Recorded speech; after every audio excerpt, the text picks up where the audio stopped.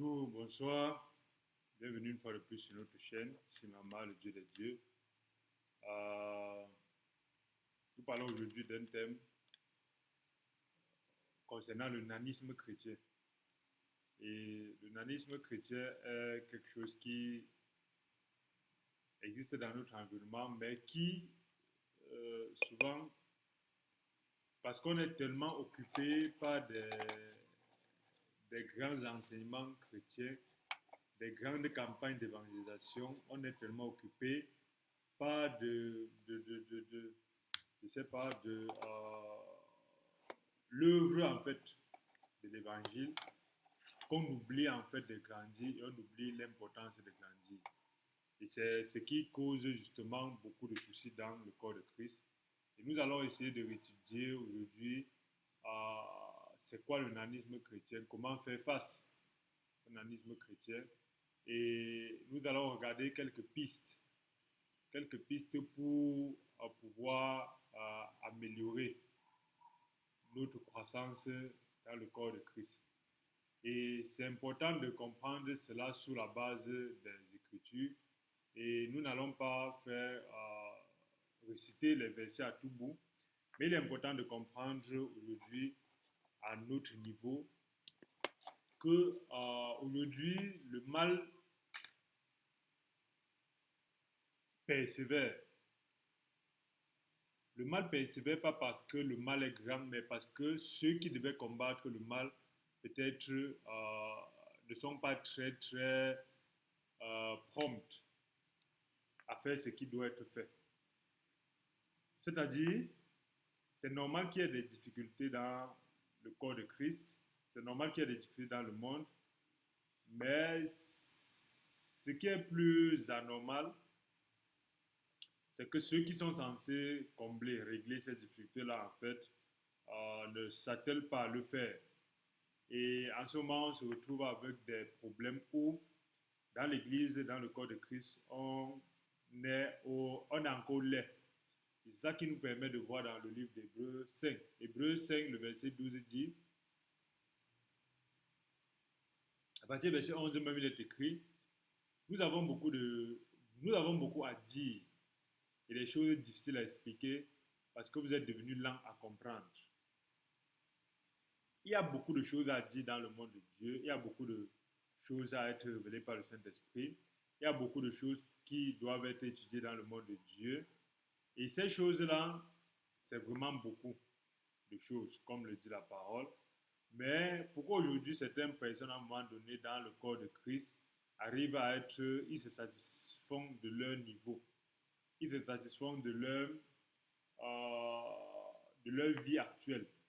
Ils sont satisfaits en fait du niveau de connaissance qu'ils ont actuellement et ils entrent totalement dans la nuit.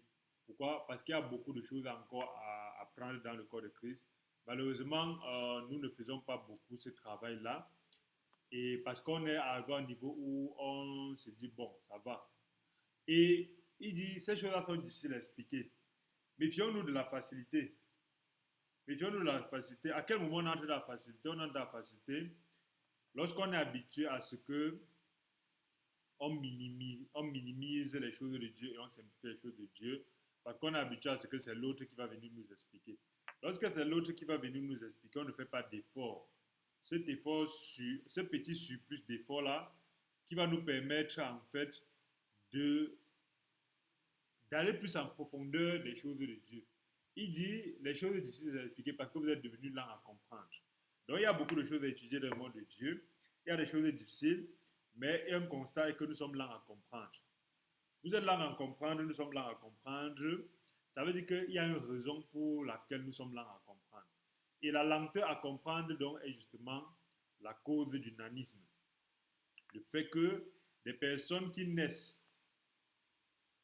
ils naissent bien comme des enfants nés de nouveau. Ils sont bien nourris, ils sont bien éduqués, ils sont bien élevés, mais à un moment donné, leur taille n'augmente plus. Et quand leur taille n'augmente plus aussi, on se rend compte que spirituellement aussi, ils sont figés. Nous parlons aussi du nanisme fondamentalement spirituel et du nanisme chrétien. Et dans ce cas, la parole de Dieu continue au verset 12, il dit, vous, d'Hébreux 5, En effet, qui depuis longtemps devraient être des maîtres. Vous avez encore besoin qu'on vous enseigne les premiers rudiments des oracles de Dieu. Vous deviez être des maîtres. Ça veut dire que lorsqu'on est de nouveau, c'est en réalité pour être des maîtres.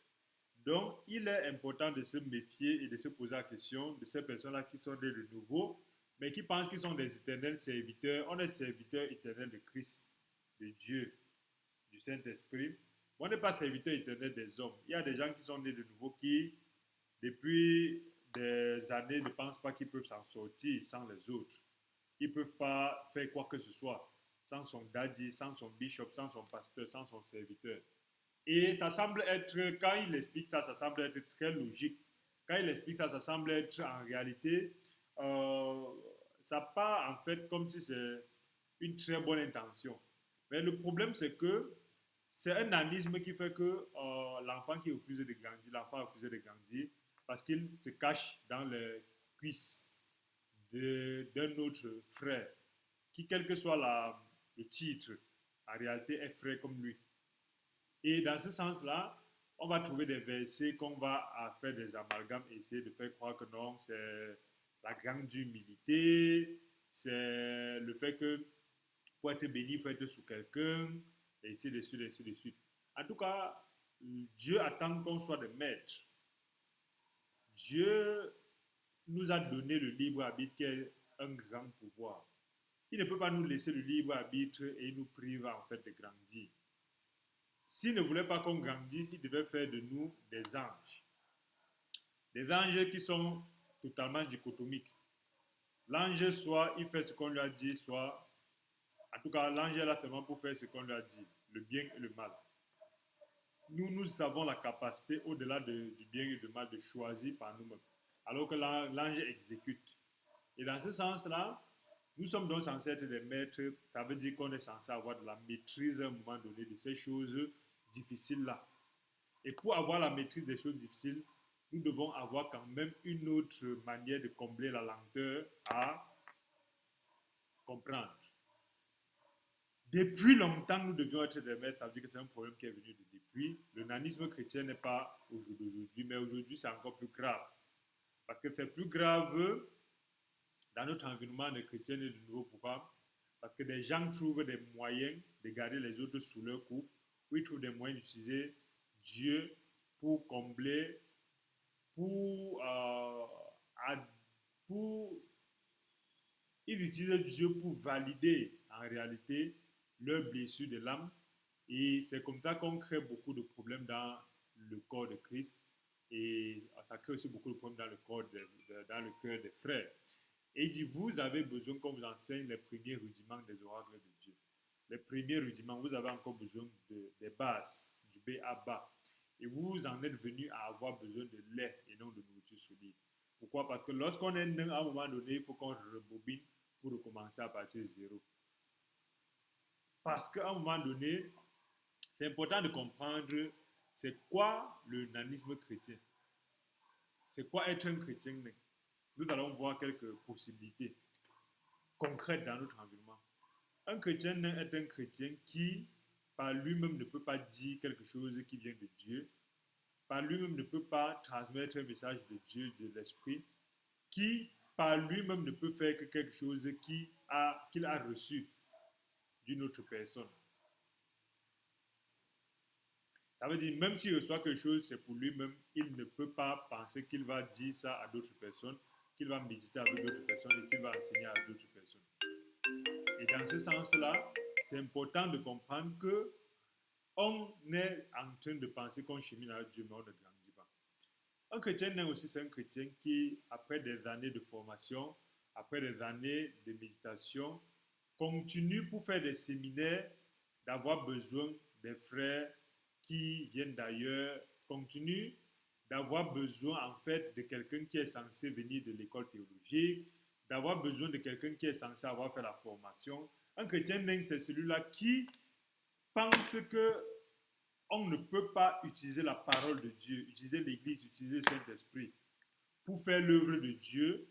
Un chrétien pense que pour faire l'œuvre de Dieu, il faut aller dans une école de mission, dans une école de formation, dans une école biblique, dans une école d'enseignants, dans une école d'orateur.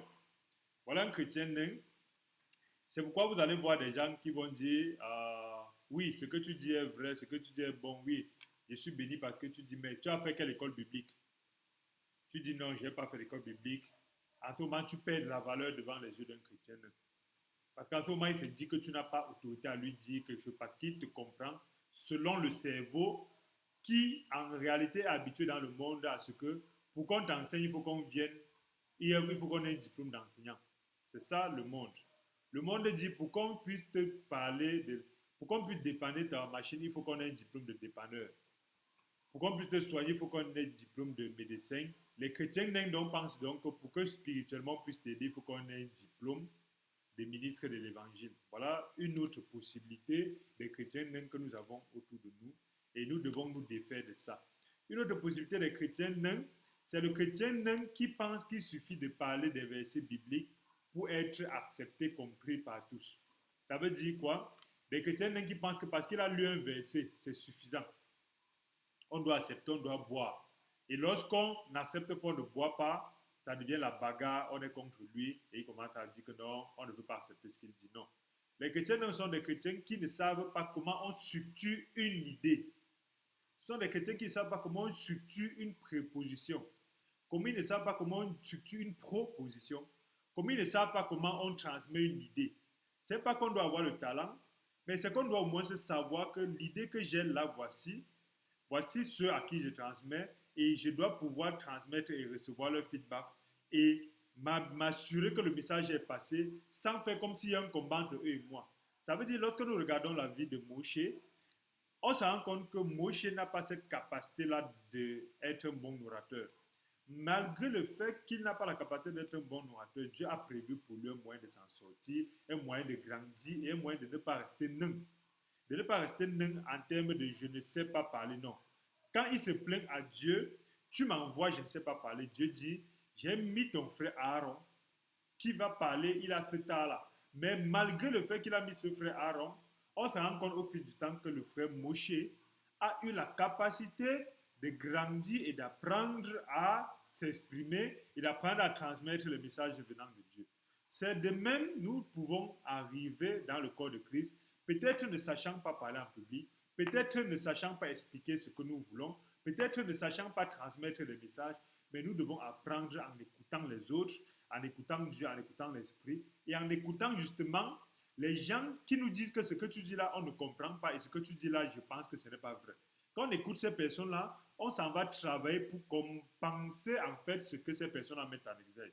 Mais les chrétiens, non, ce sont ces frères-là qui pensent que tel passage, il faut prendre ça comme ça. Non, tel passage-là, je lis, je vois que ça ne dit pas ce que tu dis là. Pourquoi tu dis que ça dit A alors que ça ne dit pas ça? Ils entrent là. Hein, tu offres la parole, hein, tu ne m'aimes pas, hein, tu ne veux pas que je puisse expliquer, hein, tu méprises Dieu, hein, tu veux montrer que tu connais trop. Hein. Avec ça, on trouve des moyens de spiritualiser le nanisme.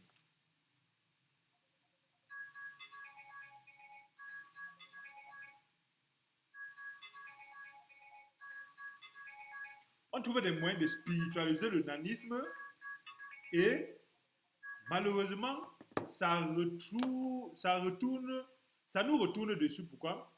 Parce qu'après, on va dire que c'est comme ça que les chrétiens n'aiment pas, je ne sais pas, les idées contraires, contradictoires.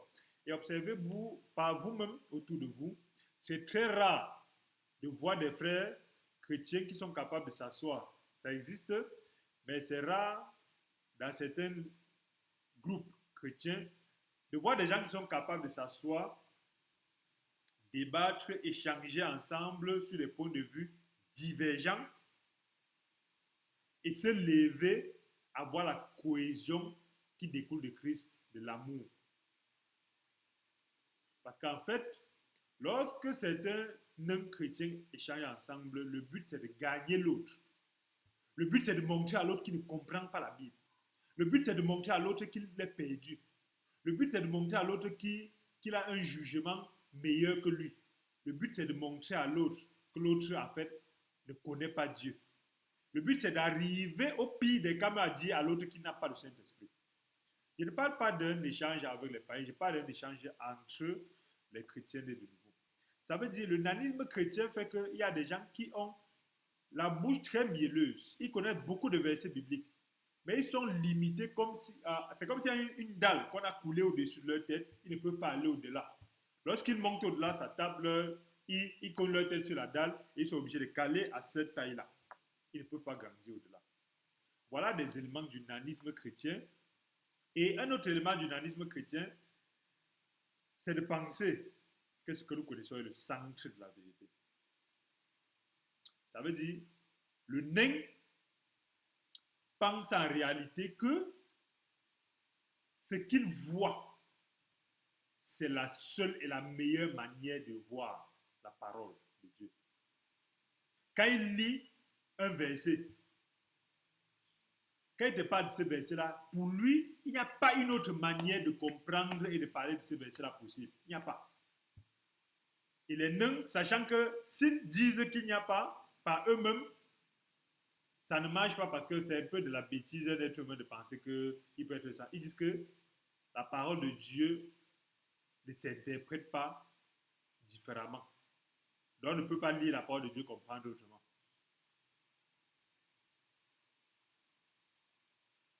Et vous allez voir donc de là vont découler des grands débats fondamentalement inutiles spirituellement, mais qui vont en réalité être en apparence des débats importants. Ce ne sont pas des débats importants. Un des débats importants, c'est le baptême. On va vous dire que non, il faut se baptiser au nom du Père, du Fils, du Saint-Esprit. Il ne faut pas se baptiser, il faut se baptiser au nom de Jésus-Christ. Au finish même, c'est une histoire de compréhension spirituelle. Parce que le Père, c'est Dieu. L'Esprit, c'est Dieu. Jésus-Christ, c'est Dieu. Yeshua HaMashiach, c'est Dieu encore. À un moment donné, Yeshua, c'est Dieu qui sauve. HaMashiach, c'est à travers son Messie.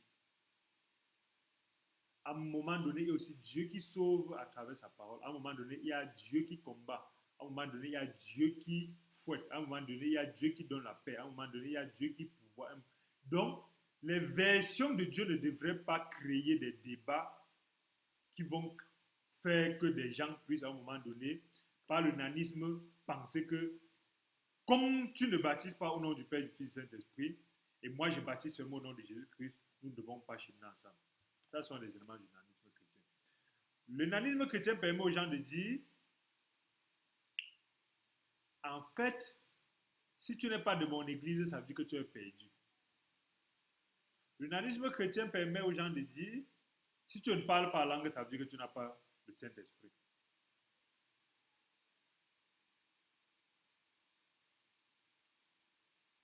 Et c'est très important de comprendre ça parce que c'est vrai, c'est important de parler en langue, mais tous les chrétiens qui ont le Saint-Esprit ne parlent pas en langue. Et le refuser, en fait, c'est en faire fi du fait qu'il y a eu des milliers d'autres chrétiens qui n'ont pas parlé en langue et qui ont continué à être remplis puissamment du Saint-Esprit. Le nanisme chrétien, en fait, est discuté sur des sujets secondaires, tels que est-ce qu'on doit payer ou pas la dîme? Est-ce que la grâce encourage le péché ou pas?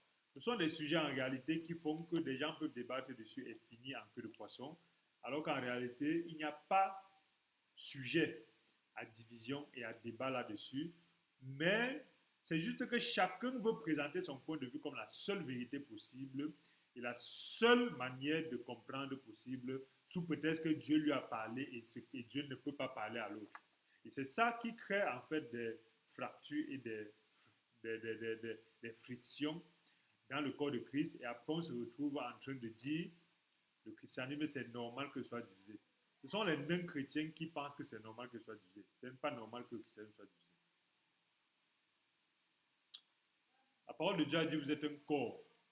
Il faut venir nous prouver en fait qu'un corps est divisé.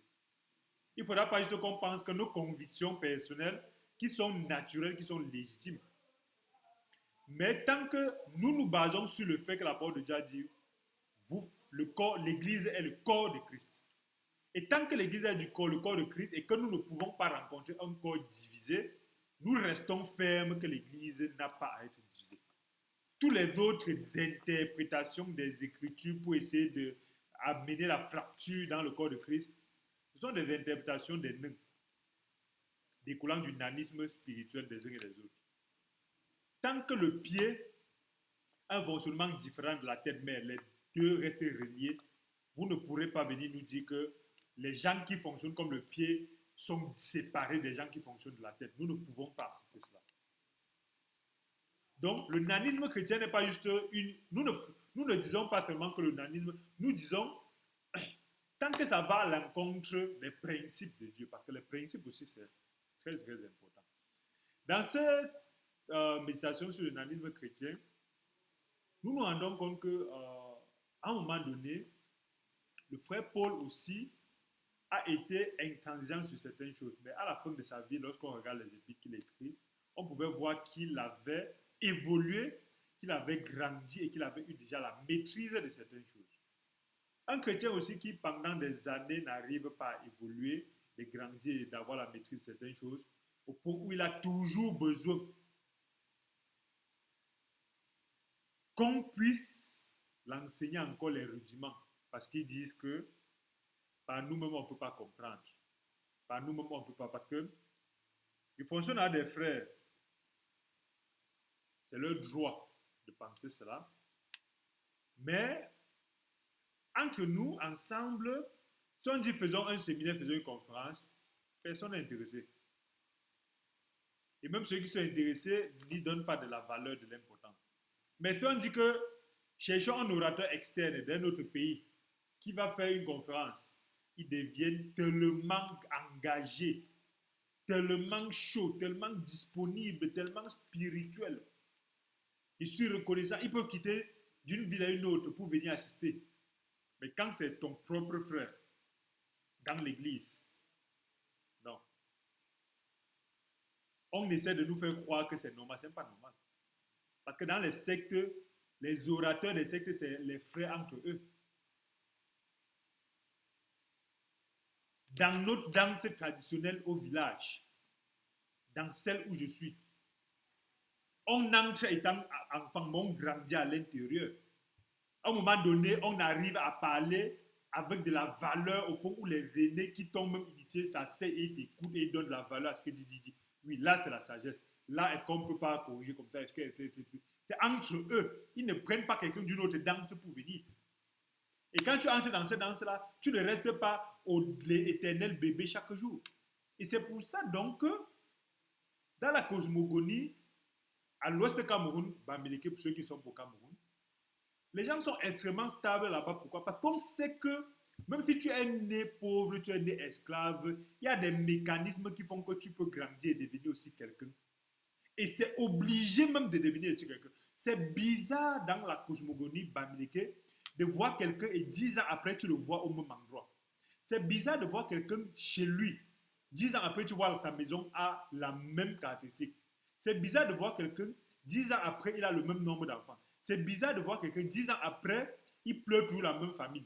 C'est bizarre de voir quelqu'un, 10 ans après, il est dans une danse et il n'est pas dans une, deux, trois autres danses. C'est bizarre de voir quelqu'un qui cotise 2000 à la réunion, 10 ans après, il cotise toujours 2000 à la réunion. C'est bizarre de voir quelqu'un qui, dans sa boutique, il vend le jus, 10 ans après, il vend toujours seulement le jus. C'est pour ça donc justement que c'est un peuple qui on a inculqué justement le cœur de Dieu. C'est un peuple qui est, c'est pour ça qu'on les appelle les Juifs d'Afrique. Parce que justement, il sait que tu ne grandis pas, tu meurs. Mais les chrétiens, même s'ils sont maméliqués, lorsqu'ils entrent de christianisme, ils deviennent des nains. Au point où ils ne peuvent plus rien faire sans que ce soit un frère aîné, un pasteur, un daddy, un bishop qui vient tenir sa main. Et c'est soit de l'hypocrisie, soit un nanisme à ne point dire. Donc, ce sont des éléments comme ça qui doivent nous permettre de voir que Dieu n'est pas séparé de notre culture, Dieu n'est pas séparé de notre vie.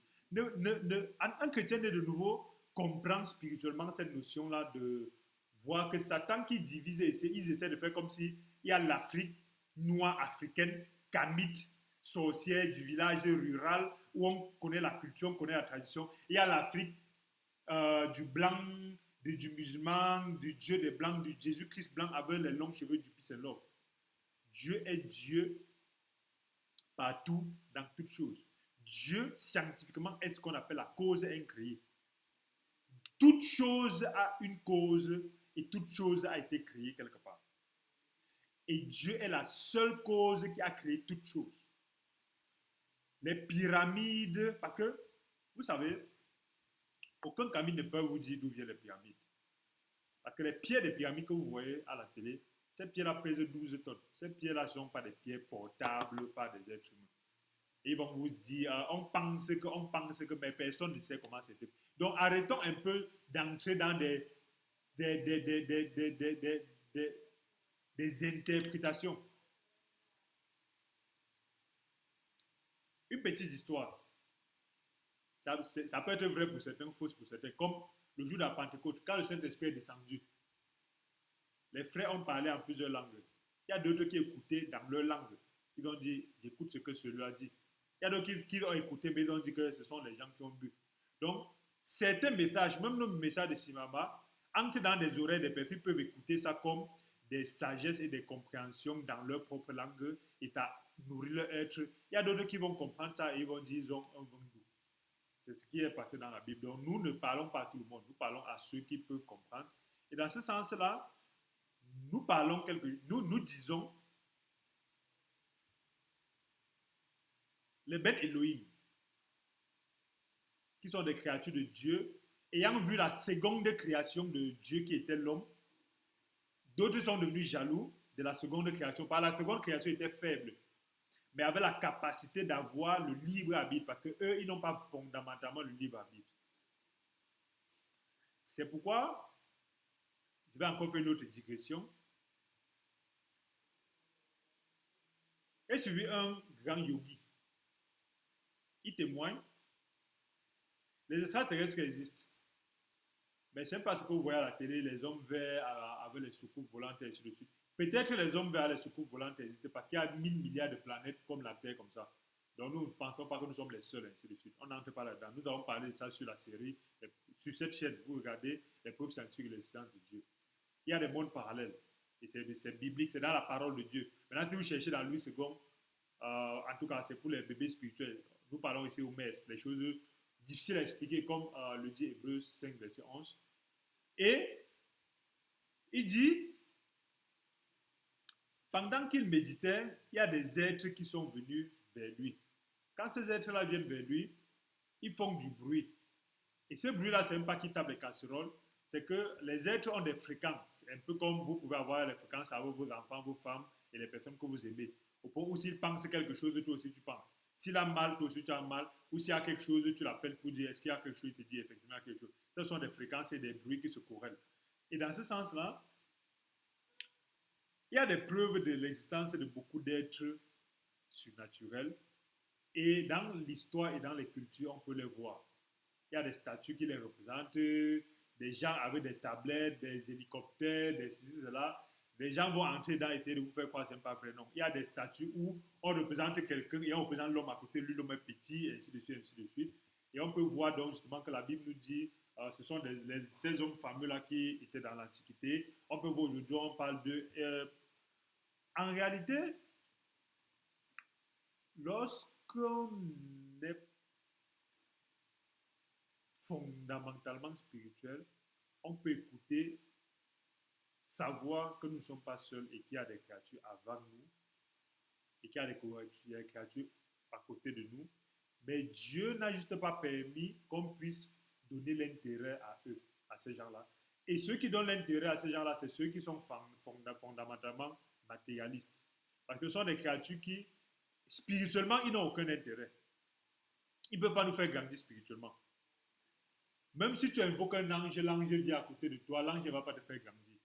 Dans la Kabbale, les gens invoquent les 52 anges de la Kabbale, tout ça. Ils invoquent les anges. Il y a des gens qui invoquent les esprits. Ils sortent même de l'eau, ils sortent des rivières, ils sortent des choses. Mais ce sont des esprits qui peuvent t'aider seulement matériellement. Mais spirituellement, ils ne peuvent pas t'aider.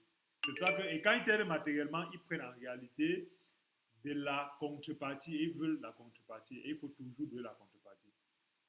Et nous n'entrons pas encore dans cela. C'est pour dire que le plus important, c'est qu'est-ce que ça m'apporte spirituellement. Ça peut t'apporter des choses matériellement, physiquement, l'argent qui vient chaque matin, qui vient chaque soir, ainsi de suite. Mais le plus important, c'est qu'est-ce que ça t'apporte physiquement, pas seulement physiquement, même pas physiquement, mais spirituellement d'abord. Et dans ce sens-là, il est important donc de comprendre que il y a des possibilités, pour ceux qui peuvent comprendre, que les civilisations que nous avons aujourd'hui ont été transmises par ces créatures de la première éternité. Là, parce qu'il y a deux éternités. Il y a l'éternité qui est avant la création du monde, avant la création d'Adam. C'est dans cette éternité-là que Satan a désobéi et il s'est rebellé, tout ça, tout ça. Et c'est là-bas qu'il était ministre de Sion, ainsi de suite. Et il y a la seconde éternité qui est faite à partir d'Adam, et nous sommes dans la seconde éternité. Et c'est important de comprendre que les créatures de la première éternité ont interagi avec la seconde éternité. Et c'est eux qui ont donné l'écriture. Il y a la parole de Dieu dit qu'ils ont donné l'écriture, ils ont donné la musique. C'est pour ça qu'aujourd'hui, la musique est beaucoup utilisée. La musique, en fait, on peut s'en passer, mais la musique est utilisée par. La musique a été donnée par ces esprits-là et beaucoup d'autres choses. Certains savoirs aussi aujourd'hui sont donnés par ces gens-là. Et on peut donc se rendre compte que même lorsque on aurait eu toutes les interactions possibles à ces gens-là pour avoir toutes ces grandeurs-là. Donc, ces gens-là ont donné et ils ont condensé ça quelque part, comme on peut dire, c'était l'Atlantide, ce qu'on appelait l'Atlantide. C'est un endroit où il y avait une cité où ces gens-là transmettaient les connaissances aux êtres humains. Et de l'Atlantide est venu donc les gens qui sont éparpillés un peu partout pour faire de grandes choses, comme les pyramides en Égypte, les pyramides chez les Incas, les figures du Nazca, ainsi de suite. Toutes ces choses extraordinaires qu'il y a sur Terre là et qu'on ne sait pas d'où ça vient. Même les pyramides qui sont immergées dans la mer au Japon. Et dans ce sens-là, on peut se rendre compte que même si on a la connaissance de toutes ces choses-là, nous ne devons pas opposer Dieu à une sorte de culture africaine ou une sorte de culture blanche ou une culture négrière, ainsi de suite. C'est pour dire quoi? C'est pour dire, c'est vrai qu'il y a des savoirs, il y a des connaissances, mais nous ne devons pas comparer ces savoirs et ces connaissances à Dieu, au point de dire que non, Dieu est le Dieu des Blancs, il y a le Dieu différent du Dieu de l'Afrique, ainsi de suite. Parce que lorsque l'Église est entrée dans un système où il produisait des non-chrétiens, on a laissé donc beaucoup de personnes détruire l'Église et s'aimer le doute dans le cœur des frères et sœurs. Parce que face à certains arguments faux, les gens qui ne sont habitués déjà qu'à 66 livres ne pouvaient pas contredire les faussetés que Satan a amenées dans l'Église. Parce qu'ils refusent de lire le livre d'Enoch, ils refusent de lire certains livres, même des frères chrétiens qui ont eu certaines révélations, certaines prophéties, ils ont écrit. Ils refusent de lire ça parce qu'ils disent que non, je vais lire ces anciens livres, je vais devenir spirituel, le Saint-Esprit va m'enseigner, ainsi de suite. Oui, peut-être. Mais il y a aussi d'autres que Dieu accorde la grâce d'aller dans ces choses-là que Paul a appelé les choses difficiles à expliquer. Et dans ce sens-là, c'est important de comprendre que le nanisme chrétien permet qu'on injecte dans l'Église des combats entre les kamites et les chrétiens, des combats entre vous les chrétiens. Dès qu'on devient chrétien, on devient bête. Effectivement, il y a des pistes qui peuvent le faire croire. Parce que vous voyez quelqu'un qui est normal. Quand il part dimanche à l'église, il devient un zombie. Mais quand il sort à partir de lundi, il est un bon patron. Il travaille bien dans son entreprise, il dirige bien, il sait comment faire pour. Mais quand il repart à l'église, il devient un zombie. Au point où il ne peut pas réfléchir, et ainsi de suite. Ce n'est pas du christianisme, c'est du nanisme chrétien. Et dans ce cas-là, il y a donc ces oppositions-là qui n'ont pas eu les contre-arguments pour faire comprendre que ce que vous dites est faux. Pourquoi? Parce que les frères sont restés dans un certain nanisme chrétien. Et aujourd'hui, nous allons terminer par deux exemples du débunkage, du fait qu'il faut montrer que certaines choses qu'on a laissées lorsqu'on était des non-chrétiens sont extrêmement fausses. Il n'y a pas une opposition entre, parce que nous avons suivi des gens dire qu'avec le christianisme, on ne peut pas se développer. Et les frères, étant dans un état d'énanisme chrétien, ont laissé ça prospérer. Au point où naturellement, aujourd'hui, c'est devenu normal. Qu'on puisse dire que non, quand on est chrétien, on ne peut pas se faire développer. On va non, non et non. L'évangile est entré au Cameroun longtemps avant le colon. L'évangile entre au Cameroun vers 1823.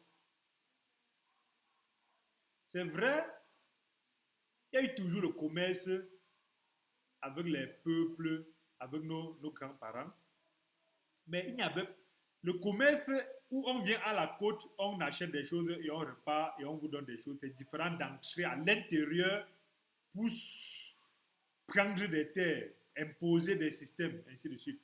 Donc c'est pour ça que nous faisons cette différence entre le commerce que les gens ont toujours fait, l'être humain a toujours fait le commerce, et le fait que des gens viennent, ils entrent dans des peuples, ils soumettent des gens et ils tuent des gens et ils imposent des choses et ils disent que ça appartient dorénavant à la France, à l'Allemagne, ainsi de suite, ainsi de suite. Et avant qu'on ne vienne faire ça, donc, l'évangile était né au Cameroun en 1923 par Joseph Jackson Fuller, qui, lorsqu'on vous dit dans l'histoire, on ne vous dit pas que c'était des Noirs. Il y a un autre Joseph, c'est deux Joseph.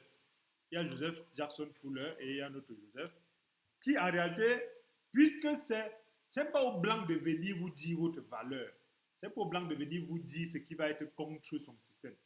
C'était des Noirs, des Jamaïcains, qui sont venus prêcher l'évangile. Et le premier Blanc qui vient comme, bout, comme bootnet, comme virus qui doit être utilisé par la colonisation, c'était Alfred Sacker. Il vient vers 1860 quelque chose. Vous voyez, plus de 40 ans plus tard. Donc, arrêtons souvent de penser que le christianisme a quelque chose à voir avec le fait qu'on a vendu les... Non, ils sont venus, ils ont vendu, c'est toujours vous qui les avez pris pour vendre. Ce n'était pas des chrétiens. Donc, dans ce cas-là, il est important de comprendre, dans notre cas aujourd'hui, 2024, lorsqu'on conçoit le développement comme mépriser le christianisme, mépriser Dieu et avoir les grosses voitures, les intelligences artificielles, les gros diplômes, les larges routes, les grandes écoles, si l'Africain voit ça comme développement, ça veut dire qu'en réalité, il a totalement tout raté. L'Africain ne doit pas voir le développement comme le Cameroun qui est misérable doit devenir comme les États-Unis. Le Cameroun qui est misérable doit devenir comme la France. Ce n'est pas ça le développement selon l'Africain. Si nous voyons ça comme le développement, nous avons échoué. Parce que lorsque le Cameroun deviendrait comme les États-Unis, nous aurons échoué lamentablement. Donc si quelqu'un pense que le développement, c'est devenir comme le blanc, ça veut dire que justement, il y a un problème. Pourquoi? Parce que le blanc est un système, c'est un système qui est en train de... Le système occidental est un système qui est en train de s'effondrer. Même si vous ne comprenez pas comment c'est en train de s'effondrer, mais c'est en train de s'effondrer en lui-même. C'est pourquoi ils peuvent vous dire, pourquoi des gens qui peuvent dire qu'ils sont développés, ils sont riches, ils doivent 1000 milliards de dollars.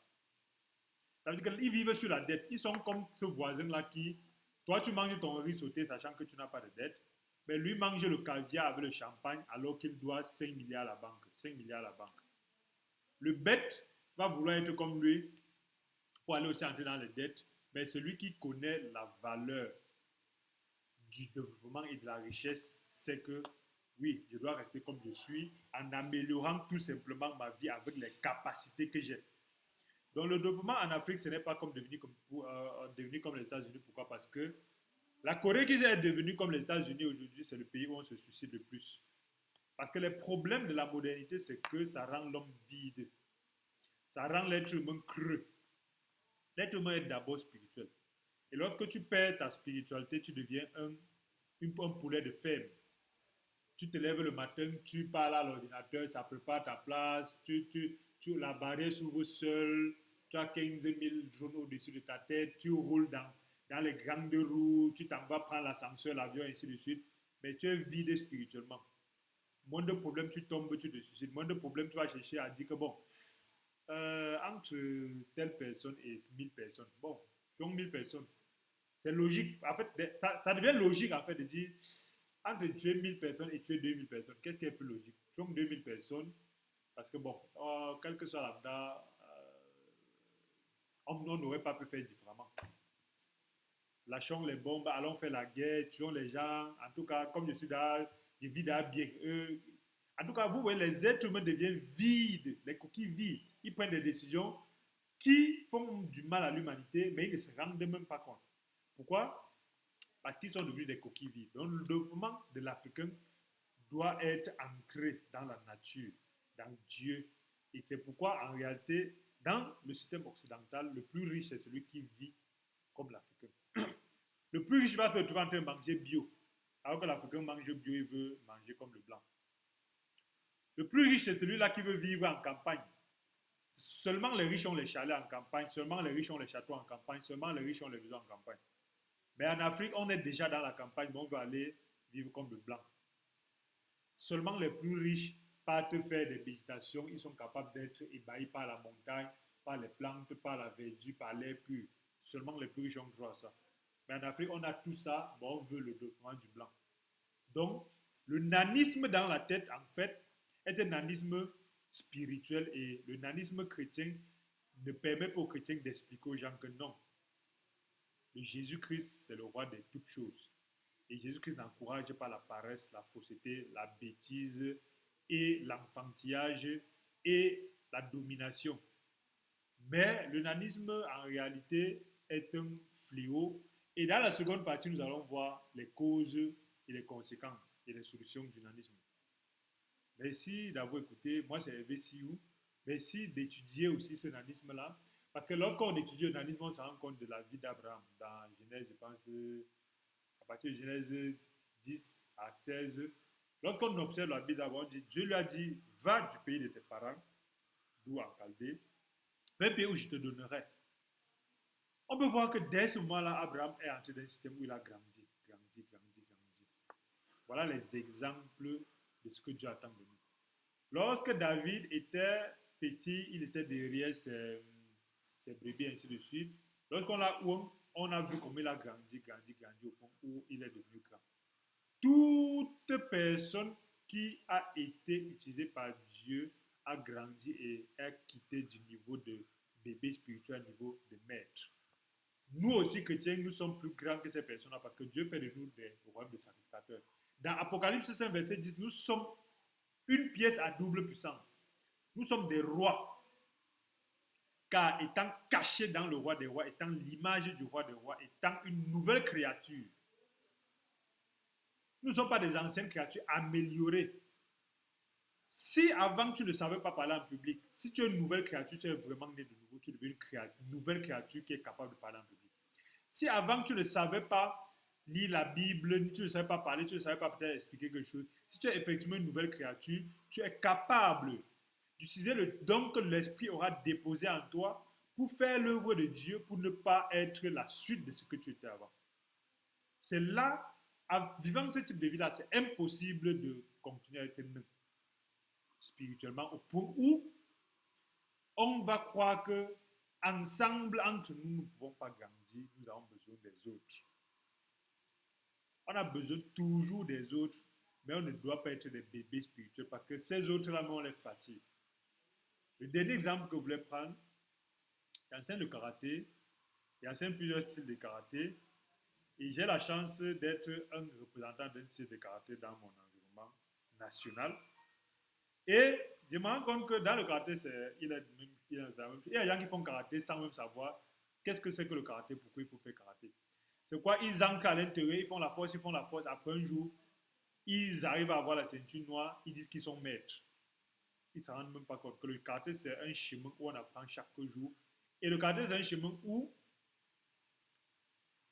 on ne peut pas, à un moment donné, continuer à faire juste parce qu'on nous a dit de faire. Et à un moment donné, il faut faire parce qu'on a compris la nécessité de faire. Il faut faire parce qu'on a compris pourquoi on doit faire. Et c'est pourquoi vous voyez donc des gens entrer, ils font le karaté, ils font la force, ils font la force. Après, quand ils vieillissent, ils arrêtent de faire karaté. Pourquoi? Parce qu'ils ont cru que le karaté, c'était faire la force. Parce qu'il y a des principes de base qui n'ont pas. C'est pour ça que la parole de Dieu dit, vous en êtes venus à avoir besoin de lait et non de nourriture solide. Il faut qu'on vous enseigne encore les premiers rudiments.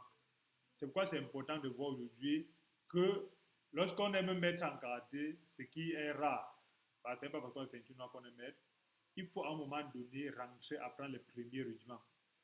Ce sont ces premiers rudiments-là qui font que tu vois un vieux de 95 ans en train de travailler et avoir une force qui n'est pas liée à la rapidité du jeune, mais qui est liée à une force où il te frappe. Tu sens que quelqu'un t'a frappé et tu te dis, c'est même pas normal qu'un vieux de 90 ans me frappe, ça fait mal comme ça. Parce qu'il a laissé l'apparence, il a grandi au niveau des rudiments, les bases. Le christianisme aussi a les bases. Et lorsqu'on a ces bases-là, c'est impossible qu'on ne grandisse pas. Lorsqu'on a les bases du christianisme, je suis né de nouveau, je suis une nouvelle créature, on ne se, ça, on n'entre plus dans j'étais ça avant, je ne peux pas, on n'entre plus dans cette limitation-là. En tout cas, merci d'avoir écouté cette première partie. Merci de vous abonner si cette exhortation vous a béni. N'oubliez pas de vous abonner et de partager la vidéo. Merci et à bientôt sur la seconde et dernière partie.